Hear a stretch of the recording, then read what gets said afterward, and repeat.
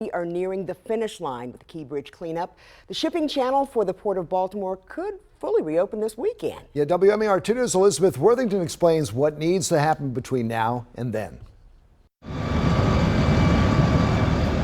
The real heavy lifting is over. Salvage crews lifted the last huge piece of the Key Bridge out of the Patapsco River earlier this week. If this were a football analogy, then we would be on the 3-yard line. But we don't want to fumble the ball by leaving anything behind. Just because there's no more steel sticking out of the water doesn't mean it's all clear below the surface. Colonel Pinchasin with the Army Corps of Engineers explains there are still pieces of the bridge buried deep in the muddy riverbed. One of those just now, we pulled out a full span of what used to be 695. That's 4 lanes of traffic of width of a piece of wreckage that came up.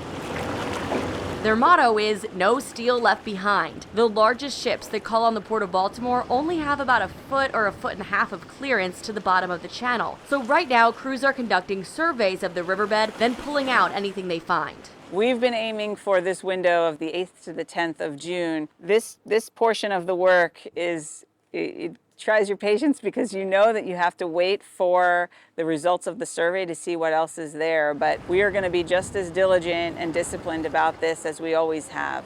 Right now, the channel is wide enough for any and all ships to pass through. It's just limited to one-way traffic, and there are some weather restrictions. So when we say fully reopened, we just mean those restrictions will no longer be in place. And that'll give a lot more flexibility to the pilots and the shipping teams that are coming in. Depending on how much work gets done today and whether survey results show any remaining wreckage in the mudline, the channel could reopen as soon as tomorrow. It's almost like a self-imposed pressure. We want to do this for Baltimore. We want to do this for the region. We want to do this as fast as we can, but as safely as we can. Reflecting on the past 70-plus days, Colonel Pinchasin is proud of the Unified Command's safety record and teamwork.